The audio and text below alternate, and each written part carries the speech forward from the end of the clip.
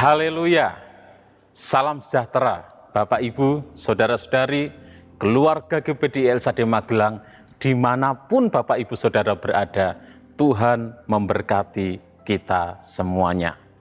Kembali hari ini kita akan bersama-sama belajar kebenaran firman Tuhan. Dan firman Tuhan saya ambil dari kitab Ayub, pasal yang ke-15 ayat yang pertama. Ayub pasal yang ke-15 ayat yang pertama saya akan bacakan demikian bunyi firman Tuhan. Maka Elifas orang Teman menjawab. Dikatakan bahwa maka Elifas orang Teman menjawab. Di dalam kitab Ayub pasal yang ke-15 ini merupakan jawaban perkataan pendapat dari Elifas. Renungan firman Tuhan hari ini saya beri tema pendapat Elifas. Pendapat Elifas. Di dalam Ayub pasal yang ke-15 ini merupakan awal dari babak yang kedua atau ronde yang kedua. Dialog antara Ayub bersama dengan ketiga orang temannya. Dan kalau kita membaca dalam kitab Ayub, ada 3 orang temannya, 3 orang sahabatnya yang datang untuk menghibur Ayub, memberi nasihat kepada Ayub. Yang pertama adalah Elifas orang Teman. Yang kedua Bildad orang Suah. Dan yang ketiga Sofar orang Naama. Dalam percakapan mereka, dalam dialog tersebut, Ayub bersikukuh. Ayub tetap menyatakan bahwa dirinya tidak melakukan kesalahan yang membuatnya pantas mengalami penderitaan yang sedang ia alami. Kita tahu bahwa dalam kehidupan Ayub, Ayub menghadapi penderitaan yang luar biasa. Di mana dia orang yang terkaya di daerah timur, tetapi hartanya habis, segala ternaknya, kambing domba, lembu sapi, unta, semuanya habis, dirampas oleh musuh. Anak-anaknya meninggal semuanya dalam waktu yang bersamaan. Budak-budaknya yang begitu banyak juga habis, tinggal beberapa orang saja. Tinggal hanya satu orang yang melaporkan bahwa terjadi bencana, tinggal saya sendiri yang hidup. Jadi hanya tinggal sedikit saja. Dan bukan cuma itu penderitaan yang dialami oleh Ayub. Ayub juga mengalami penyakit di seluruh tubuhnya, dari batok kepala sampai ke ujung kaki. Dikatakan karena begitu gatalnya, Ayub sampai menggaruk memakai beling. Duduk di abu, menggaruk-garuk memakai beling. Begitu luar biasa penderitaan dari Ayub. Dan dalam percakapan dengan sahabat-sahabatnya itu berpendapat. Ya, salah satunya pendapat dari Elifas. Dia berpendapat bahwa Ayub itu pasti sudah bersalah. Ayub pasti melakukan kejahatan. Ayub pasti melakukan kesalahan sehingga dia mengalami penderitaan. Dan Ayub bersikukuh bahwa dia berkata, aku tidak melakukan kesalahan yang setimpal dengan apa yang aku alami. Aku tidak melakukan kejahatan yang pantas dengan penderitaan yang aku alami ini. Tetapi sahabat-sahabatnya tetap tidak percaya kepada apa yang dikatakan oleh Ayub. Pandangan Elifas dalam pasal yang ke-15 ini secara jelas menggambarkan bahwa pendapat Elifas, pemikiran dari Elifas, dia memiliki pandangan, dia menganut ajaran tentang hukum karma, tentang karma yang dipercayai oleh banyak orang. Di mana orang yang baik hidupnya pasti senang, itu hukum karma, tentang karma, ajaran tentang karma. Orang yang baik hidupnya pasti senang, hidupnya pasti diberkati Tuhan, hidupnya pasti baik-baik saja. Tetapi orang yang jahat hidupnya pasti menderita, hidupnya pasti susah, hidupnya pasti mengalami musibah demi musibah. Dan Elifas memiliki pandangan tentang hukum karma ini.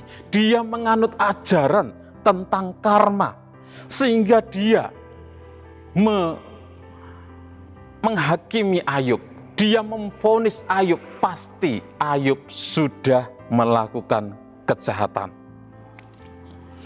Dalam pikiran Elifas yang percaya kepada karma, Ayub divonis bersalah, Ayub dihakimi, pasti Ayub melakukan kejahatan berdasarkan penderitaan yang dialami oleh Ayub, berdasarkan kesusahan hidup yang sedang dialami oleh Ayub, sehingga Elifas berpendapat Ayub pasti sudah melakukan kejahatan, Ayub pasti sudah melakukan dosa.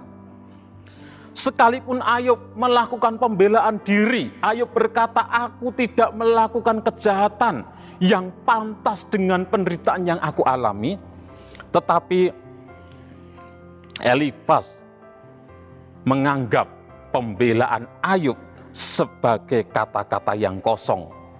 Dalam ayat yang kedua dan ketiga, Ayub pasal 15 dikatakan, apakah orang yang mempunyai hikmat menjawab dengan pengetahuan kosong dan mengisi pikirannya dengan angin? Apakah ia menegur dengan percakapan yang tidak berguna dan dengan perkataan yang tidak berfaedah? Jadi Elifas berpendapat bahwa apa yang disampaikan oleh Ayub, pembelaannya, itu hanya perkataan omong kosong, perkataan yang tidak berguna, perkataan yang tidak ada artinya. Dan dia tetap berpendapat bahwa Ayub sudah melakukan kejahatan, sudah melakukan dosa, sehingga Ayub mengalami penderitaan. Juga Elifas yang memiliki pandangan, dia menganut ajaran tentang karma, menuduh Ayub licik. Dalam ayat 5 dan 6 dikatakan, kesalahanmu lah yang mengajar mulutmu, dan bahasa orang licik yang kau pilih. Mulutmu sendirilah yang mempersalahkan engkau, bukan aku. Bibirmu sendiri menjadi saksi menentang engkau. Jadi dikatakan bahwa bahasa orang licik yang kau pilih. Elifas menuduh Ayub sudah menggunakan bahasa orang licik. Elifas menuduh Ayub bahwa Ayub mengikuti jalan orang-orang yang licik. Elifas menuduh Ayub bahwa ketika Ayub mengatakan dia tidak bersalah, itu hanya kelicikan Ayub. Dan Elifas tetap berpendapat Ayub pasti melakukan kesalahan, pasti melakukan dosa, sehingga hidupnya susah.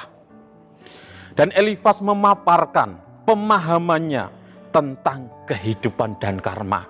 Di dalam ayat yang ke-17 dan 18 dikatakan, aku hendak menerangkan sesuatu kepadamu, dengarkanlah aku, dan apa yang telah kulihat hendak kuceritakan, yakni apa yang diberitakan oleh orang yang mempunyai hikmat, yang nenek moyang mereka tidak sembunyikan.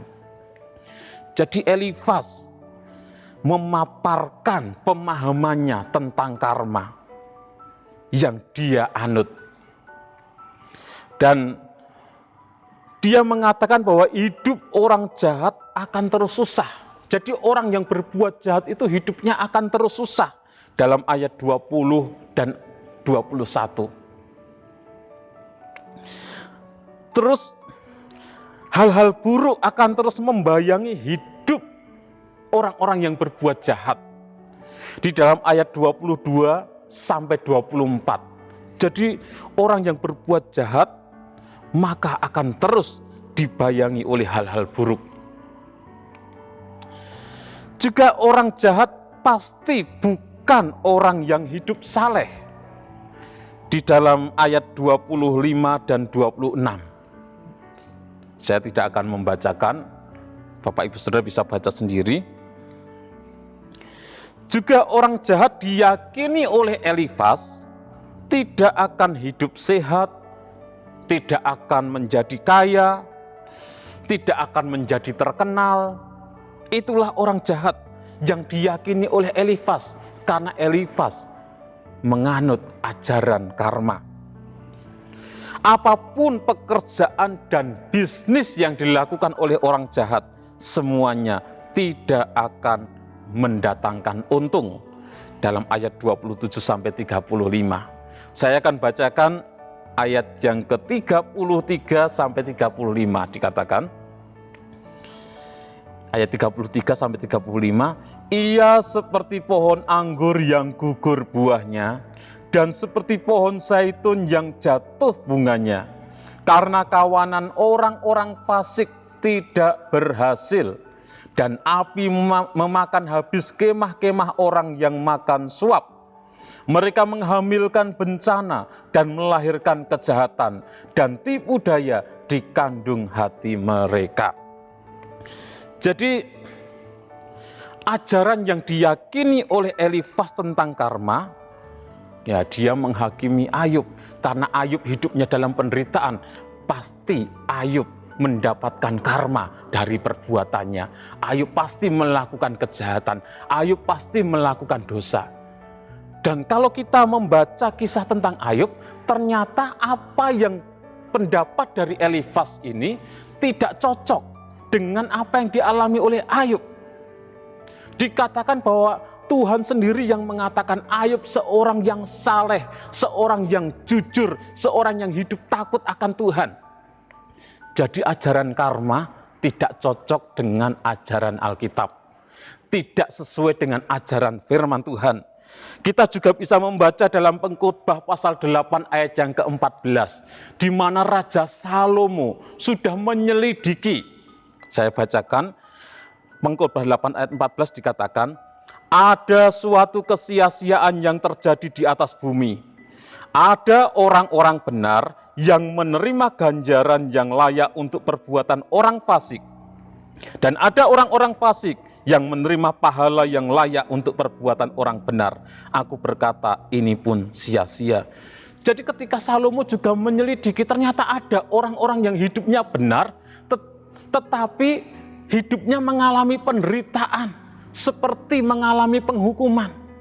Tetapi ada orang-orang yang hidupnya fasik, hidupnya di dalam kejahatan, hidupnya di dalam dosa, tetapi kelihatannya diberkati oleh Tuhan, mengalami kesuksesan, keberhasilan.